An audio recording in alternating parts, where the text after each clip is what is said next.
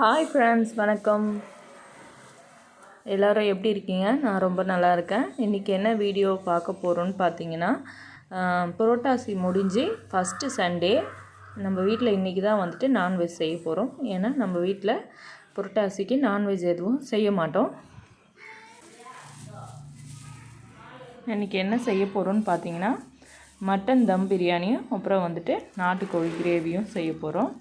Mutton வந்துட்டு 1 kg எடுத்துகிட்டு வந்திருக்காங்க. நான் வந்துட்டு பிரியாணி செய்யறதுக்கான தேவையான பொருள் எல்லாம் ஃபஸ்ட்டே சொல்லிவிடுவேன். அதுக்காக எல்லாத்தையும் வாங்கிட்டு வந்திருக்காங்க. தயிர் பாக்கெட் 2, பச்சை மிளகாய், இஞ்சி, புதினா, கொத்தமல்லி எல்லாத்தையும் செட்டாக வாங்கிட்டு வந்துடுவாங்க. பாருங்கள், மட்டன் வந்துட்டு ரொம்பவே ஃப்ரெஷ்ஷாக இருக்குது.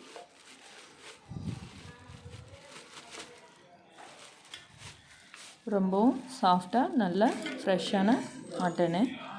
கட் பண்ணும்போது ஃப்ரெஷ்ஷாக வாங்கிட்டு வந்தாச்சு. டேஸ்ட்டு ரொம்ப சூப்பராக இருக்கும். நாட்டுக்கோழி வந்துட்டு 1/2 kg எடுத்துகிட்டு வந்திருக்காரு. இது வந்துட்டு சூப்பராக கிரேவி பண்ணலாம். நாட்டுக்கோழி வந்துட்டு நான்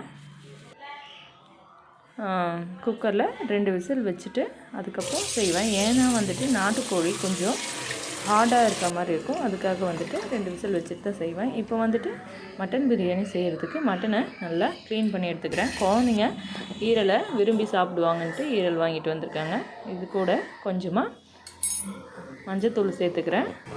மட்டன் க்ளீன் பண்ணும்போது பார்த்து க்ளீன் பண்ணணும். அதில் ஆட்டோட முடியெல்லாம் குட்டி குட்டியாக ஒட்டிகிட்ருக்கோம். பார்த்து க்ளீன் பண்ணி எடுத்துக்கணும். இப்போ வந்துட்டு கேஸ் ஆன் பண்ணிவிட்டு மட்டனை குக் பண்ணுறதுக்கு குக்கரில் வச்சுட்டேன். அதுக்கப்புறம் பிரியாணி செய்கிறதுக்கு நான் வந்துட்டு 2 கப் ரைஸ் எடுத்திருக்கேன். ரைஸ் வந்துட்டு தண்ணி ஊற்றி நல்லா இந்த மாதிரி க்ளீன் பண்ணி எடுத்துக்கிறேன். ரொம்ப அழுத்தாமல் லைட்டாக க்ளீன் பண்ணி எடுத்துக்கிறேன். இப்போது தண்ணி ஊற்றி இந்த ரைஸை வந்துட்டு நல்லா ஊற வச்சிடலாம். இன்னொரு பக்கம் வந்துட்டு பிரியாணிக்கு தேவையான ஆனியனை கட் பண்ணி எடுத்து வச்சுக்கிறேன். மட்டன் பிரியாணி செய்யும்போது நம்ம ஃப்ரெஷ்ஷாக கறி வாங்கி செஞ்சோம்னா டேஸ்ட்டு ரொம்ப சூப்பராக இருக்கும்.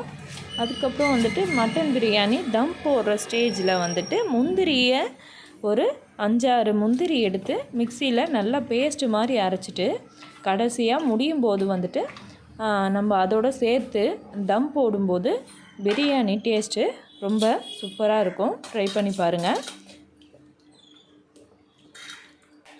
இப்போ வந்துட்டு நான் பிரியாணிக்கு தேவையான ஆனியனை இந்த மாதிரி நீளமாக கட் பண்ணி எடுத்துக்கிறேன். ஆனியன் வந்துட்டு நீளமாக தான் கட் பண்ணன்றத அவசியம் இல்லை. நம்ம குட்டி குட்டியாக கட் பண்ணாலும் சீக்கிரமாக கலர் சேஞ்ச் ஆகும். இப்போது இருக்கிற எல்லா ஆனியனையும் இந்த மாதிரி நான் நீளமாக கட் பண்ணி எடுத்து வச்சுக்கிறேன்.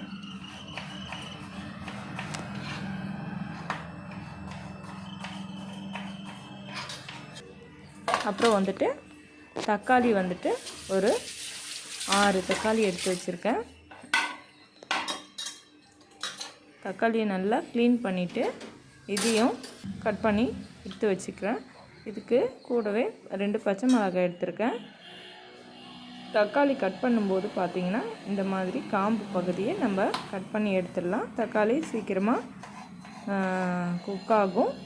அது வந்துட்டு ஒரு மாதிரி ஹார்டாக இருக்கும். அதுக்காக தான் வந்துட்டு அதை தனியாக கட் பண்ணி எடுத்துக்கிறோம். அதுக்கப்புறம் கொத்தமல்லி அதோட வேர் பகுதியை கட் பண்ணி எடுத்துகிட்டு இந்த மாதிரி குட்டி குட்டியாக கட் பண்ணி எடுத்துக்கிறேன். கொத்தமல்லி தண்டோடு போடும்போது பிரியாணிக்கு ரொம்ப நல்ல ஸ்மெல் கிடைக்கும். ஒரு கைப்பிடி புதினாவும் தண்ணியில் நல்லா க்ளீன் பண்ணி எடுத்துக்கிறேன். புதினாவை நம்ம இலை மட்டும் சேர்க்காமல் இந்த மாதிரி அதோட தண்டு பகுதியும் கொஞ்சம் சேர்த்துக்கலாம். நல்ல ஸ்மெல்லுக்காக நான் வந்துட்டு ஒரு கைப்பிடி அளவு புதினாவை இந்த மாதிரி கிள்ளி எடுத்துக்கிறேன். நம்ம இந்த புதினாவை வந்துட்டு குட்டி குட்டியாக கட் பண்ணி எடுத்துக்கலாம்.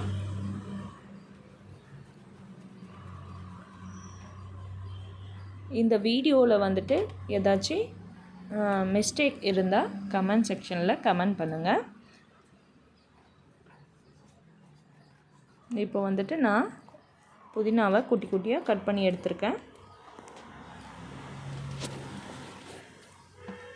அப்புறம் இஞ்சி பூண்டு பேஸ்ட்டையும் அரைச்சி எடுத்து வச்சுருக்கேன். இப்போ பிரியாணி செய்ய ரெடி பண்ணிடலாம். இப்போ வந்துட்டு அடுப்பு ஆன் பண்ணிவிட்டு நான் வந்துட்டு பெரிய பாத்திரம் ஒன்று எடுத்திருக்கேன்.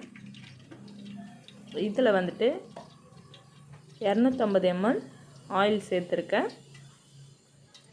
எண்ணெய் சூடானதும் இதில் வந்துட்டு ஒரு 3 ஏலக்காய், அப்புறம் வந்துட்டு 2 பிரியாணி இலை, இது கூடவே கிராம்பு, அப்புறம் வந்து பட்டை சேர்த்துருக்கேன். இது கூட ஒரு 3 முந்திரி உடைச்சி சேர்த்துருக்கேன். எல்லாம் வந்துட்டு வெடித்ததும் 2 பச்சை மிளகாய் 2ஆக கீறி சேர்த்துட்டு கட் பண்ணி எடுத்து வச்சுருந்த ஆனியனை உள்ளே சேர்த்துக்கிறேன். இதிலே கொஞ்சமாக உப்பு சேர்த்துக்கலாம், ஆனியன் சீக்கிரமாக குக் ஆகிறதுக்காக. இதை வந்துட்டு நம்ம இந்த மாதிரி ஒரு பிளேட் போட்டு மூடி வச்சிட்டோம்னா ஆனியன் வந்துட்டு சீக்கிரமாகவே கலர் சேஞ்ச் ஆகிட்டு வரும். இப்போ வந்துட்டு இன்னொரு பக்கம் சிக்கன் கிரேவிக்காக குக்கரில் சிக்கனை க்ளீன் பண்ணி எடுத்துருக்கேன். அதுக்கப்புறம் வந்துட்டு அதுலேயே கொஞ்சமாக இஞ்சி பூண்டு பேஸ்ட்டும் கொஞ்சமாக மஞ்சத்தூளும் சேர்த்துட்டு இதை வந்துட்டு ஒரு 2 விசில் வச்சு எடுத்துக்கிறேன். மீடியம் ஃப்ளேமில் 2 விசில் வச்சு எடுத்துக்கிட்டா சாஃப்டாக வெந்துடும், அதுக்காக தான். இப்போ வந்துட்டு இந்த பக்கம் ஆனியன் வந்துட்டு நல்லா கலர் சேஞ்ச் ஆகிட்டான்னு கிளறி பார்த்துருக்கேன். அப்புறம் இது கூட ஆனியன் கலர் சேஞ்ச் ஆனதுக்கப்புறம் இது கூட நான் வந்துட்டு அந்த ஸ்பூனில் 1.5 ஸ்பூன் மிளகாத்தூளும், அப்புறம் வந்துட்டு 1 ஸ்பூன் தனியாத்தூள் சேர்த்துருக்கேன். தனியாத்தூள் வந்துட்டு ஆப்ஷனல் தான், தேவைன்னா சேர்த்துக்கலாம், இல்லைனா வந்துட்டு சில்லி பவுட்ரு காரத்துக்கு போதும், தனியாத்தூள் சேர்க்க வேண்டியதில்லை. அதுக்கப்புறம் கட் பண்ணி எடுத்து வச்சுருந்த புதினாவும் கொத்தமல்லியும் சேர்த்துக்கிறேன். சேர்த்துட்டு நல்லா மிக்ஸ் பண்ணி விட்டுட்டு பாருங்கள், நல்லா வதங்கிட்ட அப்புறம் இஞ்சி பூண்டு பேஸ்ட்டு அரைச்சி எடுத்து வச்சுருந்ததை நான் வந்துட்டு 2 ஸ்பூன் சேர்த்துருக்கேன். சேர்த்துட்டு நல்லா கிளறி விட்டுக்கிறேன். அடி பிடிக்காமல் நல்லா கிளறி விட்டுட்டே இருக்கணும். இஞ்சி பூண்டு பேஸ்ட்டு சேர்த்ததுக்கப்புறம் அடி பிடிக்க ஆரம்பிக்கும். அதுக்கப்புறம் வந்துட்டு கொஞ்சமாக தயிர் சேர்த்துக்கிறேன். தயிர் வந்துட்டு புளிப்பு டேஸ்ட்டு லைட்டாக கொடுக்கும், அதுக்காக தான் தயிர் சேர்க்குறோம். அது வந்துட்டு நம்மளுக்கு தேவையான அளவுக்கு சேர்த்துக்கலாம். சேர்த்துட்டு இந்த மாதிரி நல்லா கிளறி விட்டுக்கணும். எண்ணெய் நல்லா பிரிஞ்சு வர வரைக்கும் வெயிட் பண்ணலாம். இப்போ வந்துட்டு நம்ம கட் பண்ணி எடுத்து வச்சுருந்த தக்காளியை சேர்த்துக்கலாம். சேர்த்துட்டு நல்லா மிக்ஸ் பண்ணி விட்டுக்கலாம்.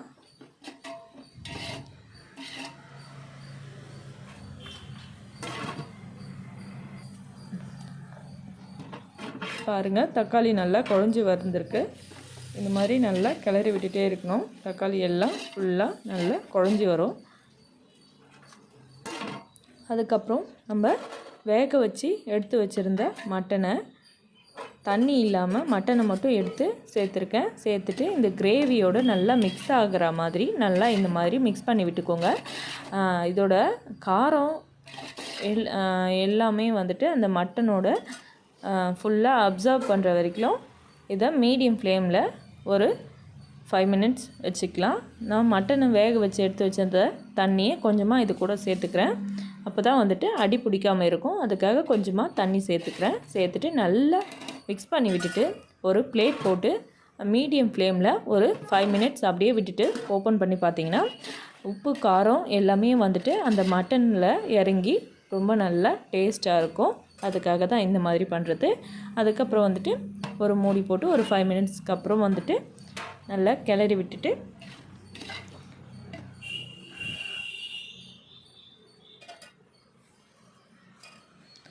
காரம் உப்பெல்லாம் வந்துட்டு இந்த மட்டனுக்குள்ளே இறங்கிடுச்சான்னு பார்த்துட்டு வேக வச்சு எடுத்து வச்சுருந்த மட்டனோட தண்ணியை வந்துட்டு இது கூடவே சேர்த்துறேன். சேர்த்துட்டு அதுக்கப்புறம் இன்றைக்கி வந்துட்டு நான் 2 கப் ரைஸ் எடுத்துருக்கேன். அதனால் வந்துட்டு 4 கப் தண்ணி சேர்த்துக்கிறேன். தண்ணி சேர்க்குற பதம் வந்துட்டு ரொம்பவே முக்கியம். இல்லைனா வந்துட்டு பிரியாணி குழஞ்சிரும். தண்ணி வந்துட்டு கரெக்டாக பார்த்து சேர்த்துக்கோங்க. இப்போ வந்துட்டு ஒரு மூடி போட்டு மூடி வச்சுட்டு ஒரு 10 மினிட்ஸ் வந்துட்டு அப்படியே விட்டுட்டிங்கன்னா நல்லா தண்ணி கொதித்து வர ஸ்டேஜில் உப்பு காரம் எல்லாம் கரெக்டாக இருக்கான்னு செக் பண்ணி பார்த்துக்கணும். இந்த ஸ்டேஜில் உப்பு கொஞ்சம் கம்மியாக இருந்ததுன்னு நான் உப்பு சேர்த்துருக்கேன்.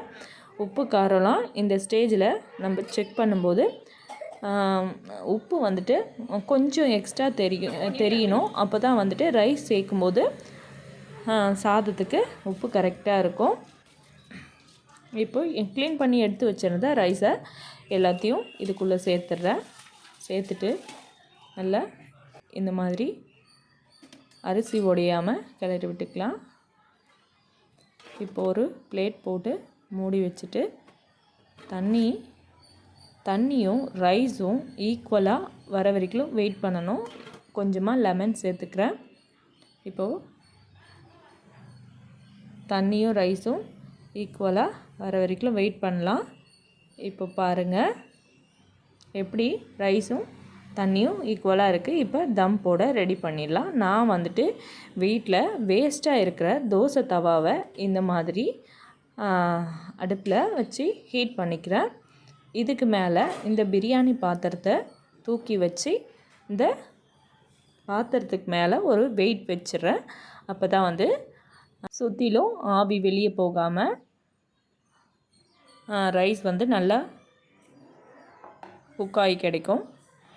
ஒரு 10 மினிட்ஸ்க்கு அப்புறம் வெயிட்டை எடுத்துகிட்டு ஓப்பன் பண்ணி பார்த்தீங்கன்னா சூப்பரான மட்டன் தம் பிரியாணி ரெடி ஆகிடுச்சு.